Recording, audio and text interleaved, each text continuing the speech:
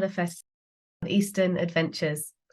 We are going to first be taking a virtual fam trip around Quebec, which is going to look at a 12-day itinerary and all the amazing experiences that visitors can have in this province. We will then hop over to Nova Scotia to hear from Carl Cushing, who is Senior Account Manager at Tourism Nova Scotia. He is going to be sharing some news from the destination about what's new, plus all the adventures on offer in this province that is only a 6-hour flight from the UK. We will then move into an agent Q&A so that you can ask your questions, and Carl will be in that Q&A, as well as Laura Sace, Account Manager at Bonjour Quebec. So please do pop any questions that you have for them in the chat box throughout the session. And also, just to reiterate, if you're watching this live, don't forget to answer the questions in the polls tab for a chance to win a place on a fam trip to Canada in 2024. So looking first at Quebec, this is a province that doesn't just have alluring cultural cities, but also wild landscapes that promise off-the-beaten-track adventures. We asked the team at Bonjour Quebec to create a 10-minute virtual fam so that you can see for yourself what awaits your customers when they visit. So let's take a look at that. Say bonjour to Quebec. Quebec covers a vast territory of more than 1.6 million square kilometers that allows you to experience lush surroundings as you discover indigenous traditions and a long-established culture that is unique in North America. This itinerary takes you through 5 enchanting regions that are sure to create unforgettable memories.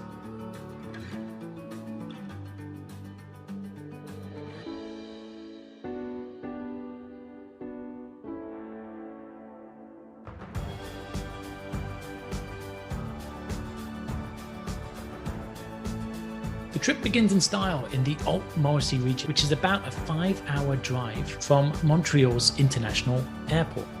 This sprawling land where nature reigns supreme is home to more than 4,500 lakes and 25 rivers. What better way to discover the region than by hydroplane? The area is known for its lake-to-lake tours, and there are 5 companies that offer guided tours. Stay in one of the area's many outfitters and resorts, where you can spend time trout fishing, canoeing, hiking, and watching wildlife such as moose and black bears in their natural habitats. The Haute-Mauricie region is the territory of the Atikamekw First Nation, whose way of life focuses on respecting nature and their traditions. The Atikamekw call their territory Nikitashtin, which means our land. They are known for their canoe making, bark work, hunting and fishing, and their talent for making blueberry delights and maple syrup.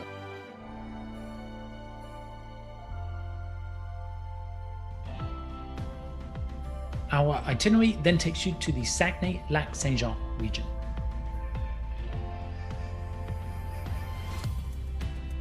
Welcome to the kingdom. Saguenay-Lac-Saint-Jean was named by Jacques Cartier when he explored the region in 1535.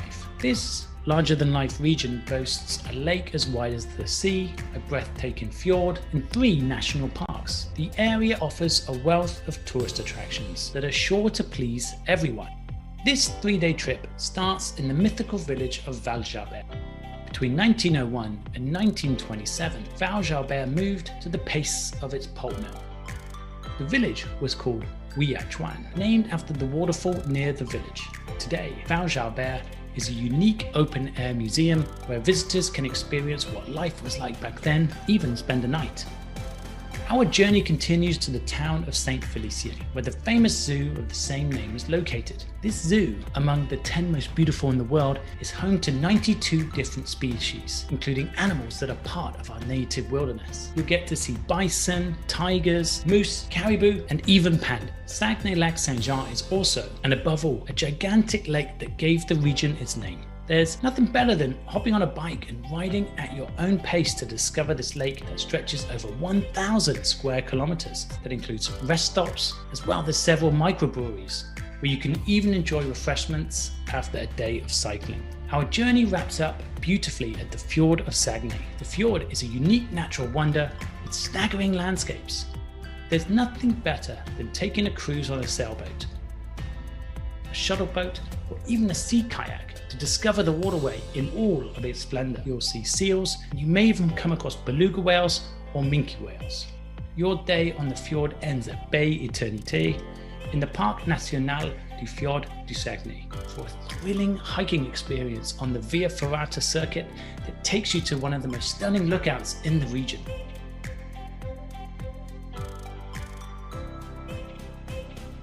At the end of the fjord is the mighty St. Lawrence River and the magnificent Tadoussac region.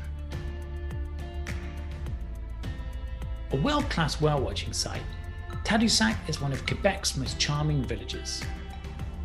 Its beaches, sand dunes and coastline also make it one of the 50 most beautiful bays in the world. Enjoy whale watching by boat, by dinghy, by sea kayak, or simply by walking or hiking along the coast. The region plays host to 13 different species of whales, including the blue whale, the humpback whale, and the sweet belugas. Whale watching season is open from May to October. Tadoussac is also renowned for its gastronomy that features locally caught seafood such as lobster, surf clams, shrimps, and crab.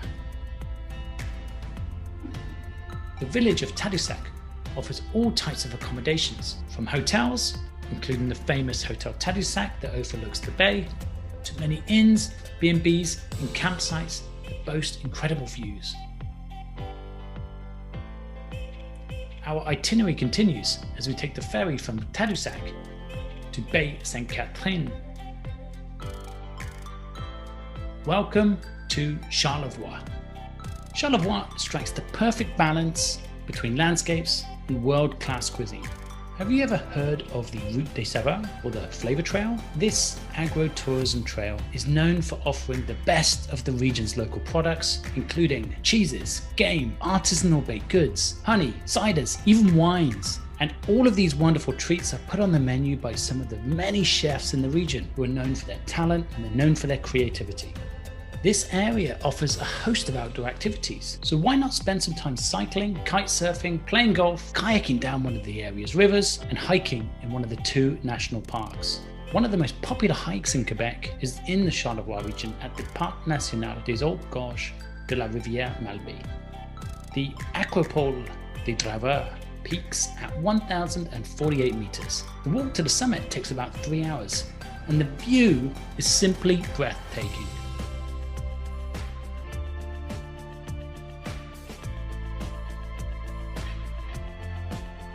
Charlevoix is known for its warm welcome. The many hotels in the area are known for their comfortable accommodations, gastronomic meals, and personalized service that make for a memorable traveler experience. You will surely fall under the spell of Charlevoix.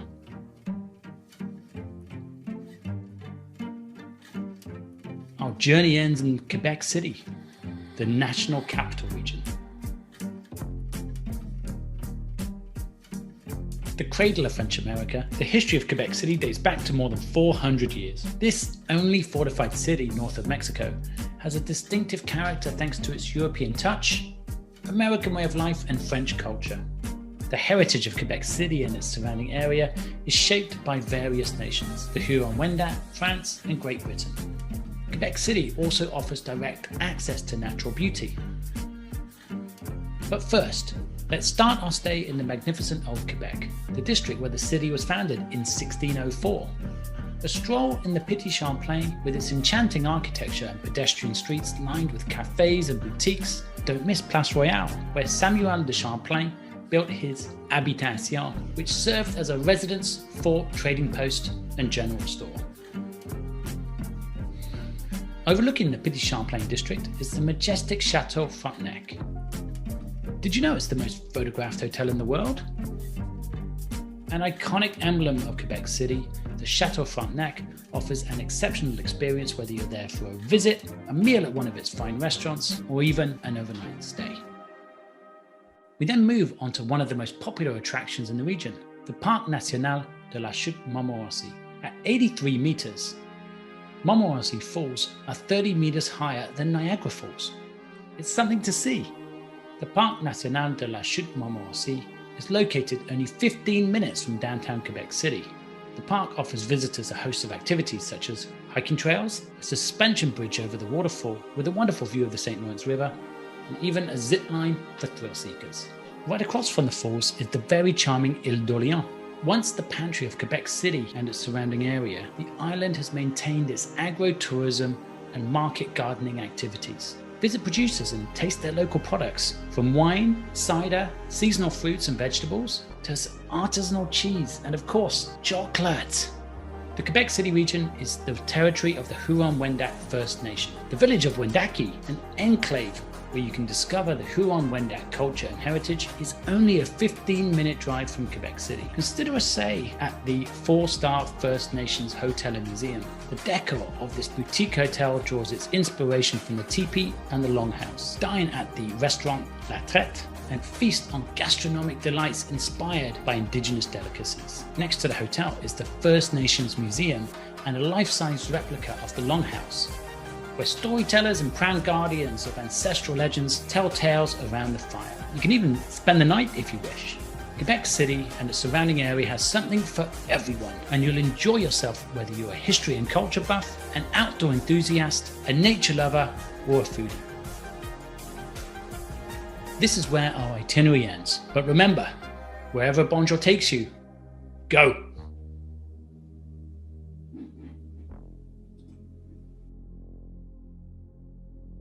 Fantastic. I hope you're all feeling incredibly inspired to sell Quebec after watching that virtual fam. Now it's time to head even further east to Nova Scotia. Welcome to Carl. Thank you for joining us. Well, thank you, Betty. Great to be here. Absolutely. So today we're going to talk about Nova Scotia's adventures. But first, I want to talk about a few newsy items that you tipped me off about. So I hear that Nova Scotia is celebrating some really big news in 2024. Am I right in thinking that airlift is increasing in the coming months? Yeah, we're really excited. It's fantastic. I mean, we've got the existing Air Canada flight out of Heathrow, which is wonderful. But yeah, spoiled for choice next year, the agents. We've got WestJet coming back, which was ace. Obviously, they moved their services west to Calgary, and now they're coming back to Nova Scotia, which is wonderful. And the best thing is we've got direct services from 3 different airports. So Dublin, Edinburgh, and London Gatwick. And Edinburgh's new as well. So as you can appreciate, that's really exciting because for the Scottish market, you know, Nova Scotia, New Scotland, it's going to be huge. So we're very excited about that. Plus, we've got Iceland Air. So Iceland Air, that's an indirect option, but it's great. So if you're flying you think of all the different options to fly into Keflavik from the UK, and you've got the option of a 7-night free stopover in Iceland, and then 4 hours later, you can be in Halifax with Iceland Air, which is absolutely superb. So lots of choice there. And yeah, couldn't be happier. Fantastic. That's great to hear that the availability of flights is spreading out across the UK and Ireland, because obviously we've got agents at Canada Fest from all around the UK and Ireland. So I've also heard there are some new hotels on the horizon in Nova Scotia. And what can you tell us about those in terms of, can you share any opening dates or months or even seasons? And what would their unique selling points be that agents could talk to their clients about? Well, one of the most exciting things on the hotel front really is just the reimagining, as it were, of Halifax. I mean, Halifax has always been a great destination, but we had the Muir Hotel opening up in December 21, and with that, so it's the first 5-star for a start, which is pretty cool. You've got this beautiful, elegant approach, lovely rooms and interiors, but also it's part of the Queen's Mark development, which is like it's just emblematic of the whole reinvigoration of the waterfront in many ways. So that's really cool. But also we've got the Moxie coming by year end. And obviously agents will all know the Moxie brand. They're popping up like mushrooms all over the place. So that's really cool. It's kind of an edgier, slightly funkier, more colourful kind of vibe. So it's got a really good look and feel. Great location. Again, it's so Moxie downtown. So it gives an idea of where you are there. So they're the 2 main ones, to be honest. But it's just because for us, we're very excited about the idea of like having Halifax as a hub and spoke operation, if you see what I mean. So you could kind of just picture yourself in Halifax and just shoot off to have little side trips to some of the amazing places. Because again, because of the distances involved, it's the second smallest province, so it's very easy to do lots of things in a day trip, whether it's the wine country of Annapolis Valley, or going down the coast to Lunenburg, Peggy's Cove, those kind of things. So yeah, that's really, really cool for us. You've got this kind of new vibe, but still you've got the old attractions like the Immigration Museum on Pier 21 and the Citadel. So very cool. Okay, great. So given it's such an easy accessible province to get around, self-drive is quite popular, I believe. Can you tell us a bit about the routes that clients might like to take in Nova Scotia if they're driving themselves around for a holiday, and why they're so popular? Well, again, I mean, so many scenic places. Again, like the wine country I just referenced. I mean, it's stunning around there. But the lighthouse route would be a classic. Again, easily doable on a day trip out of Halifax. Just go down the coast. Called the lighthouse route for reasons you can probably guess. So lots of lighthouses along that way. Peggy's Cove is one of the most photographed, or the most photographed lighthouses in the whole of North America. So it's very easy on the eye. And Lunenburg is just one of it's not the only classic fishing village that's been reinvigorated along that route, but it's the one that people tend to notice, and it kind of gets the Instagrammers going. So yeah, beautiful, lovely seafood restaurants, that kind of thing. But in terms of real bucket list status, it has to be the Cabot Trail, which is behind me over there. And again, as you can see with the colours in this particular picture, it's absolutely stunning in fall. It really comes alive in October, which is the end of the Nova Scotian tourism season. But absolutely wonderful when the foliage starts changing colour. But any time of the year, it's just a magical route. You could do it in a day. You could spend a week doing it.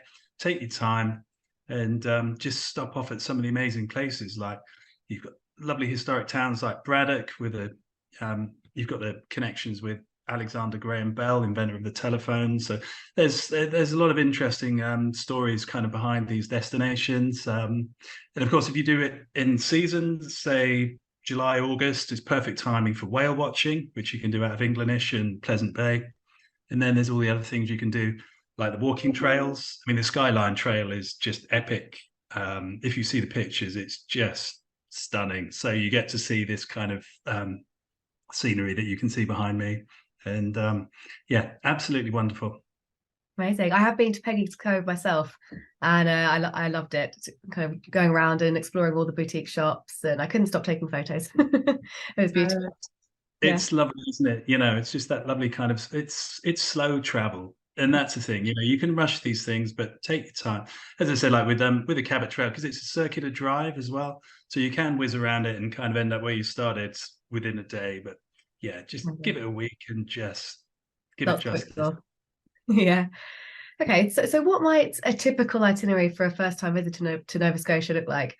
Would they stay in Halifax? Would they branch out, explore the province a bit more? And how long would you recommend they stay for? And also, what time of year would you say is the best time to visit Nova Scotia for the first time? Well, in terms of durations, if you were going on a solus itinerary, so if you were just going to Nova Scotia, 7 to 10 days would be a great time. Obviously, you can go for any period of time, and you will fill your time admirably. But say 7 to 10 days gives you a good chance to sample a lot of the highlights. So that could get you over to Cape Breton Island, where the Cabot Trail is. It could get you into the national parks. It could have you experiencing wine country and having a few nights in Wolfville, for example, which again is well placed for the wine country. And seeing some of those other highlights like the Bay of Fundy, home to the world's highest tides, and tidal ball rafting. You can have these wonderful experiences there, which I guess a lot of the agents would have seen on Kathy and Tricia doing on Race Across Canada. So it's all that kind of thing. It gives you a really good taste of the province, and you won't be rushing around. And of course, if you're a foodie, apart from wine country, you've got all the seafood, and you have all those like wonderful experiences, like you were talking about Peggy's Cove, and so you just get time to experience some of those lovely kind of mom and pop restaurants, which is what it's all about. It's not chains we're talking here. It's lovely individual businesses, and yeah, which is ace. Time of the year. One thing about Nova Scotia is that it's very seasonal. So things do wind down very, very fast around Canadian Thanksgiving. So if you kind of picture it as kind of selling it up until about mid-October, and then things kind of pick up again in May. So again, that's speaking very generally, but that's a general idea of how the season runs.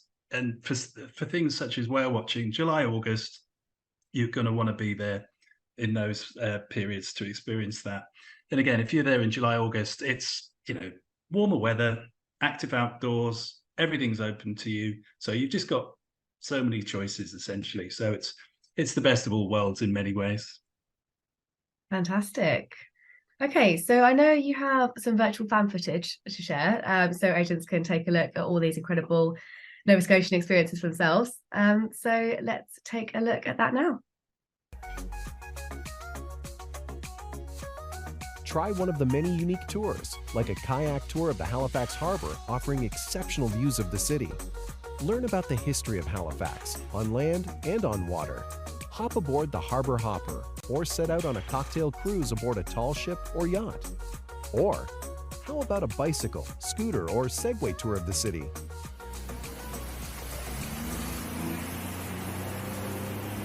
In search of a thrill? Turn things up a notch and explore the waterfront from the back of a Sea-Doo. As one of the world's largest natural harbors, there is lots to explore. From one end to the other, there is lots to fill a day with along the Halifax waterfront, and there's always something new to discover, including Queen's Mark, expanded boardwalks, a new arts district, and more. Welcome to Peggy's Cove.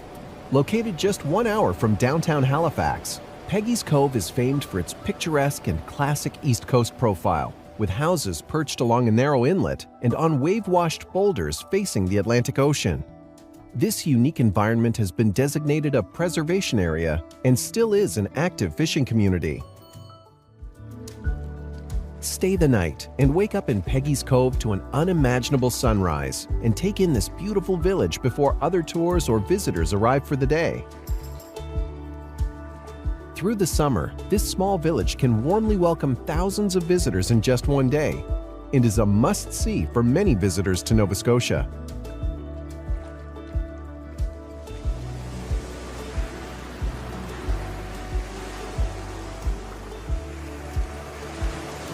Nova Scotia is home to over 160 historic lighthouses.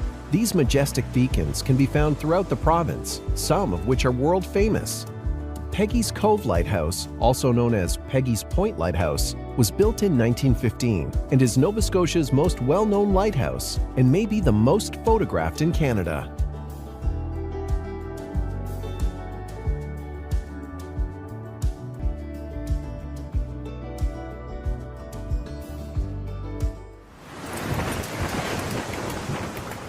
Welcome aboard the Blue Nose 2, undefeated champion, Canadian icon, and Nova Scotia's sailing ambassador.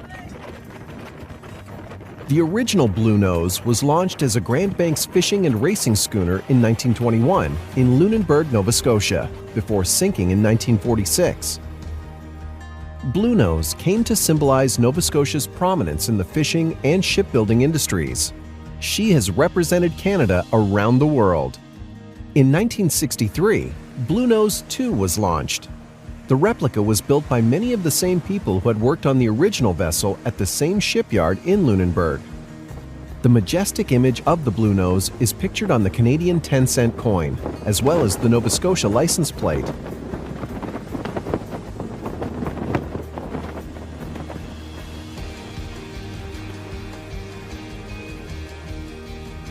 Blue Nose 2 spends time in the home port of Lunenburg and visits ports throughout the province. While in port, visitors can join the crew for a harbor cruise. During the cruise, passengers will see the ship in full sail and have the opportunity to meet and interact with the crew. Blue Nose 2 also offers an exclusive Deckhand for a Day experience, where you will become like part of the crew for a day. The town of Lunenburg is proud of its seafaring history that is still reflected today in its picturesque waterfront. More than 200 years of fishing, shipbuilding, and marine-related activities have established Lunenburg as a prominent maritime port. 2021 marks the 100th year anniversary of the Blue Nose.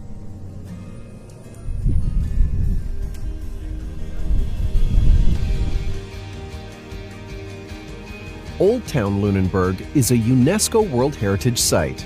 It is considered to be the best surviving planned British colonial town in North America. Lunenburg's harborside streets are lined with unique shops and award-winning restaurants that blend with the well-preserved and colorfully painted historic homes and inns.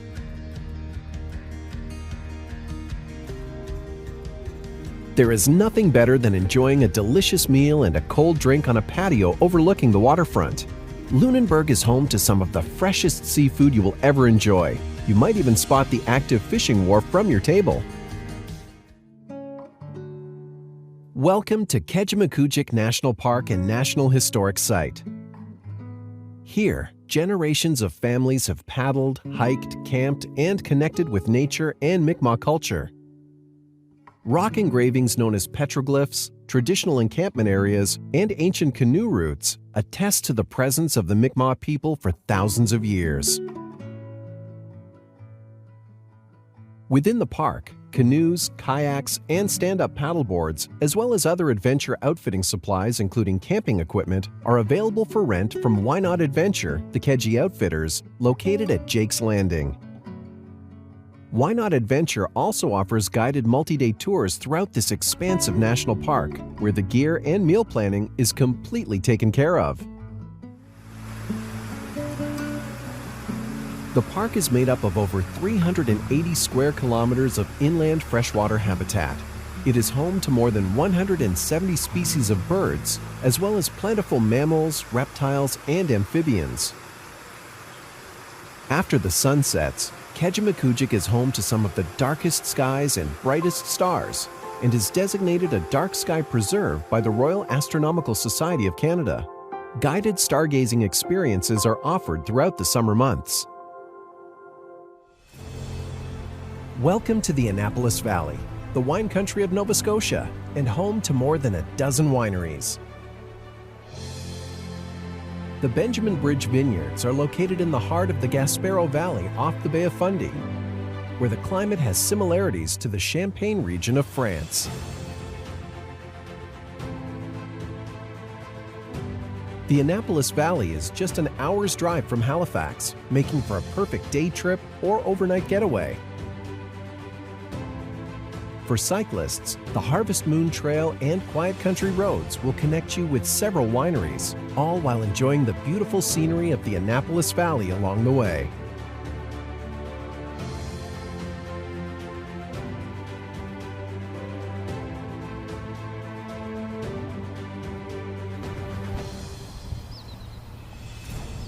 Small group wine tours are available departing from both Halifax and Wolfville several times a day during the peak season. These tours will visit several wineries in the region.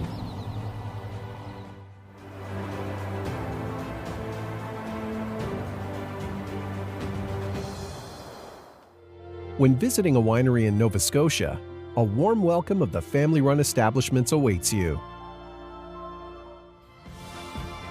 Here in Nova Scotia, our vineyards are never more than 20 kilometers from the ocean, and the vines grow in the remains of an ancient seabed.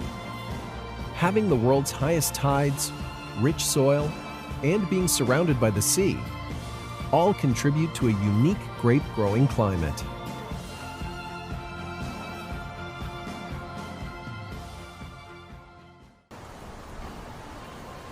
Welcome to Burnt Coat Head Park, site of the highest recorded tides in the world, located on the shores of the world-famous Bay of Fundy. The Bay of Fundy is one of the 7 natural wonders of North America.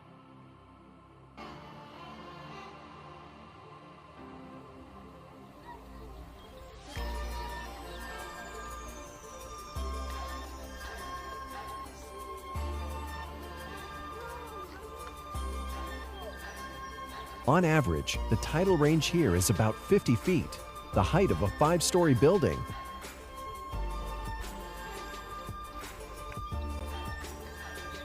Burnt Coat Head Park is one of the best places to experience the world's highest tides in the Bay of Fundy. Burntcoat Head Park is also home to Nova Scotia's ultimate culinary adventure, dining on the ocean floor. The highlight of the day is the 3-course meal showcasing local food, wine, and beer served on the ocean floor with a view of the incoming tide. Home to the world's highest tides, the Bay of Fundy showcases one of nature's most unique experiences, tidal bore rafting. 160 billion tons of seawater flows in and out of the Bay of Fundy twice a day, bringing with it an amazing array of currents, waves, swells, rip currents, whirlpools, and up to Class 4 whitewater rapids. Numerous tour companies offer guided tidal bore excursions along the Shubenacadie River, located at the top of the Bay of Fundy. Hop in a Zodiac and let seasoned guides take you down the calm river until you meet incoming tides, and then hold on for a thrilling ride as you travel back up the river amongst the rapids.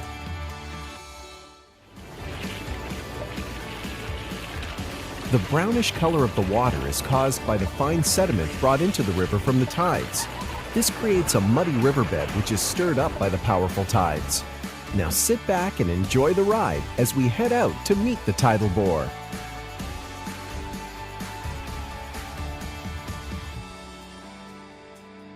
The tidal bore occurs when the large incoming tide of the Bay of Fundy is funneled into the shallow river against the current, making the tide changes even more dramatic. The tidal bore creates an intense surge of turbulence in the water and even a rumbling sound. If you listen closely, you can hear the tide approaching.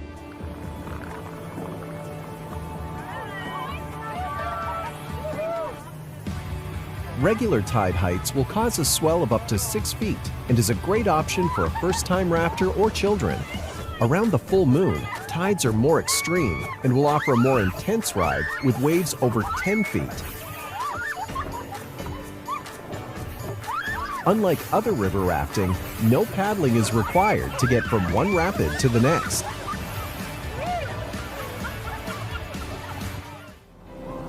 Welcome to Cape Breton Highlands National Park and the Cabot Trail, located in Cape Breton, Nova Scotia. Cape Breton has been named the #1 island destination in the Americas. The Cabot Trail, one of North America's most scenic travelways, loops around northern Cape Breton and runs for nearly 300 kilometers. Approximately 1/3, 106 kilometers of the Cabot Trail, is located within the park's boundaries. Numerous look-offs located throughout the park provide ample opportunities to safely pull over and admire the striking beauty of the landscape and snap a few photos. The scenery you experience while traveling the Cabot Trail will be vastly different depending on the direction you choose to travel, clockwise or counterclockwise, but either way, the views are breathtaking. The town of Pleasant Bay offers numerous whale-watching tours to catch a glimpse of the several species of whales which can be found off the shores of Cape Breton Island. These tours are also offered in many of the other coastal communities that dot the island between the months of May and October. The Cabot Trail is on the must-do list of many serious bikers. Cyclists can plan to travel independently, or there are several tour operators who offer guided cycling tours, which always have a van close by for those who wish to hop in or have their luggage transferred between locations. Cape Breton Highlands National Park is home to 26 hiking trails, ranging from easy strolls to challenging climbs, with panoramic views of canyons, highlands, and seacoasts. Each trail provides a chance to intimately explore the complex habitat of northern Cape Breton Island. Nature doesn't end at the park's boundaries. Many surrounding areas boast equally breathtaking trails. One of the park's most popular trails is the Skyline Trail. Here, a dramatic headland cliff overlooks the rugged coast from the end of this level trail. Visitors can enjoy an eagle's view of the Cabot Trail as it winds its way down the mountain. Sometimes you can even spot whales in the Gulf of St. Lawrence from the viewing decks. Moose, bald eagles, bears, and numerous boreal birds live in this habitat. On a cooler and quiet day along the trails, it's not uncommon to spot a moose along the way. Although an incredible sight, it is important to keep your distance. Just as memorable as the stunning views along the Cabot Trail are the stops along the way. There is no shortage of impressive hiking trails, picturesque villages and towns, artisanal shops, unique accommodations, and delicious local cuisine. A trip around the Cabot Trail is a must-do for anyone planning to explore Nova Scotia.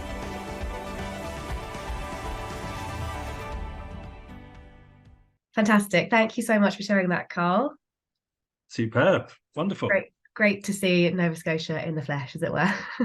So absolutely. And if any of the agents watching have any questions about the province and how to sell it and the products involved and suggested itineraries, there are some resources in the partners area that they can have a look at, or just drop me a line in the chat box. Fantastic. Yeah, that partner room is available via the virtual lobby if you didn't already know. But now it's time to head over to meet Laura in the agent Q&A. So as Carl said, if you have any questions for him, please do pop them in the chat box and we will get to them in a second. Okay. Hi, Laura. Bonjour, how are we? Great. So we've had a few questions in the chat already for you, Carl. Marina's flagged an issue that I know a lot of destinations have challenges with around the world currently, is that they might have electric car fleets in place, but the charging points aren't quite up to scratch. What's the state of the electric car charging points in Nova Scotia, Carl? Well, it's getting better all the time. Last time I checked, we were looking at about 200, around the 200 mark. So they're scattered around. And again, I mean, it started out as everywhere. It starts in the cities and then moving outwards. So, again, if you were basing yourself somewhere like Halifax and doing that kind of hub and spoke, as I said before, striking out and doing like day trips, you'd be fine. But again, because it's a smaller province, the second smallest province, the distances aren't so great. So electric cars, especially with the different range, the improved range they have, it's just getting much more manageable now. So it's a great way to start seeing the province. Okay. I was just I was just going to say as well. So electric cars are becoming so much more popular as well for us in Quebec, and we do have a lot more electric charging points. We are the biggest province in Canada, so we do have a large variety of different space and stuff. So I would suggest, if you are just traveling by electric car, just plan your routes as much as you can. Fantastic. And Carl, we've had another question about the Bay of Fundy and all the activities that you can do in there and with the tides. Is there a minimum age in some of those activities that do you know of? Kayaking and the boat trips? No. Well, it's more a case of using your own kind of common sense, I think. I mean, with the it depends. I mean, if you're thinking about the tidal bore rafting, I mean, it's more extreme depending on what the moon's up to. So sometimes you get really high waves, sometimes you don't. So if you listen to the operators, they would have a much better idea than myself, to be brutally honest. But there's so many other things to do around there. When the tides go out, you've got like fossil hunting around there, just exploring those like lovely beaches. So even with small children, there's so much to do.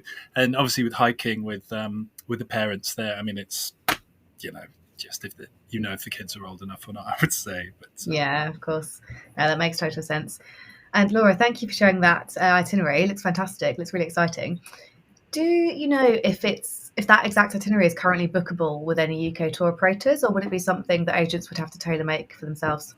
I think it's something that agents would have to tailor make themselves. But however, we do have many tour operators that already have so many different itineraries already loaded up on their website that they're so easily bookable. We weren't able to feature everything on our lovely 10-minute video, but we have over 20 regions, so there is so much of Quebec to see and do. And we also have some itineraries as well on our Bonjour Quebec website as well, and those itineraries range from 1 to 3 days, and also go up to 1 to 7 days, 1 to 14 days, depending how long the customer wants to stay in Quebec for. So we do have some lovely itineraries on there, so I do recommend just having a look. But also get in touch as well. So if you do need any help, let us know, and we can put you in touch with the best person to book an amazing adventure to Quebec. Perfect. Okay. We talked a little bit in our last session about sustainable experiences, responsible travel. So I just want to bring that into this session as well. Are there any particular activities or experiences in your destinations that you would say give visitors the opportunity to give back to the communities or give back to the environment as well? And if so, what would they be? I don't know, Carl, can I come to you first for that? I mean, you have the national park area, Kejimkujik, which is stunning. So, in terms of low impact tourism, if you were staying somewhere like Trout Point Lodge and doing some of those kayaking tours and stargazing, you're having very, you are kind of leaving no trace. There's a lot of, you think about a lot of the businesses using local ingredients. Even the wine can be local. Obviously, there's Tidal Bay. Nova Scotia's very own appellation, and everything. The lobster, the seafood. There's a lot of homegrown resources there. So you can be very green and responsible just by being in the destination and choosing Nova Scotia over other options, should we say? And again, cycling. Yeah, as I say, cycling tours, hiking tours, places like Cape Breton. Again, it's very, very sustainable destinations. In terms of I'd say more that soft adventure, I suppose. Yeah, of course, being mindful of how they're traveling along the way, of course, as always. Indeed. And Laura, how about in Quebec? I would say similar to Carl. I mean, we have so many adventures, which are outdoor focus. Hiking, biking, cycling. We have so many national parks as well that are just waiting to be discovered. So, I mean, we have so many adventures anyway that are we consider sustainable. We do also have so many accommodations as well in our national parks as well as part of CPAC, which is a outdoor association essentially. And again, there's so many local places that you can stay, you can see and do. A lot of our food as well we grow locally, including our cheese, our wines. We've got so many vineyards as well, which you can experience those. Just this year as well, actually, we launched our first hydrogen eco train. It's the first in North America, I believe, and that actually took you, I believe it was once a week during the summer, and it took you from just outside Quebec City to Charlevoix, down to La Malbaie. So we are trying to be as sustainable and invest in sustainable routes as much as possible as well. And we are also increasing the amount of charging points as well we have in Quebec. And we do also have our Indigenous Tourism Association as well. So we have plenty of Indigenous experiences. If you look at sustainability in that way and how we are supporting our local communities, then they're just waiting again to be discovered. So we've actually done a webinar on that as well. So I'd advise anyone who's more interested in these experiences to take a look at. I think we have a link on our Bonjour Quebec homepage as well. So just take a look at that session as well. Perfect. Okay. And you mentioned the new eco train there. That is something that I wanted to ask you, Laura, since we've been through Nova Scotia's latest news. Are there any new hotels or attractions, as well as in addition to the eco train, that agents have on their radar in Quebec at the moment? Yeah, sure. So we do actually have quite a few new openings in Quebec this year, all over Quebec actually. So we have Miklos, which is a mountain pod, and it's in the Eastern Townships. So it's sort of a hybrid between, the intimacy of a cabin and it meets the luxury of a grand hotel. And then in Laval, which is just outside Montreal as well, we have the Residence Inn by Marriott, as well as the Courtyard by Marriott as well. Montreal, again, it's just saying in terms of hotels, we have Hotel IDHQ. Again, that's a new one for us. It's been recently renovated. We have the Hyatt Centric as well, and we also have Vogue Hotel in Montreal, just to name a few. In terms of Outaouais, again, just very close by to Montreal, we have Parc Amiga, and you might be able to see a picture on it again on our video on our homepage. But it's a lovely accommodation in a park where you can stay. You have a lovely window of wolves, and you can stay close by with lovely fires. Again, that Parc Amiga is just opening 13 suites this year. And then in Charlevoix, we have Domaine du Lac Boulard as well, which is an authentic base camp. And then we have more eco luxurious cabins as well in the Mont-Tremblant area as well. So quite a few things going on. Yes, lots going on. Lots for agents to get the teeth stuck into there of new products. So that's great to hear.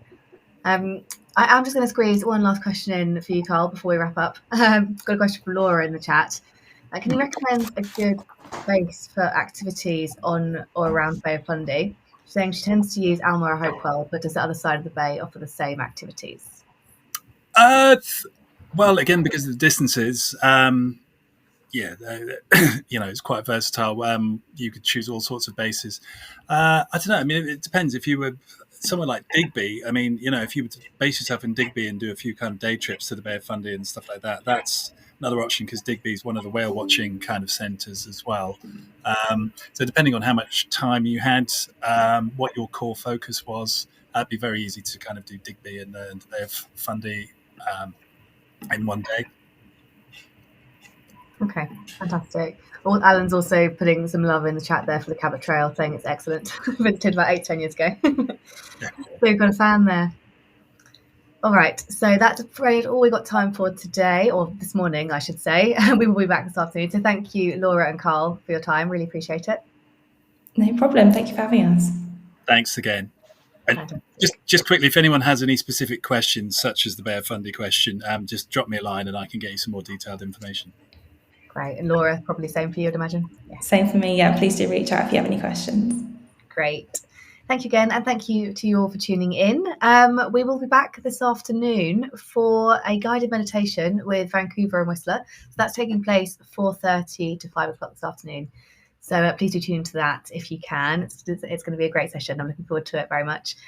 And if you missed the Back to Nature session that was prior to this one, that's no problem. It'll be available to watch on demand. And of course, don't forget to answer the questions in the polls tab, as always, for the chance to win the fam trip to Canada next year.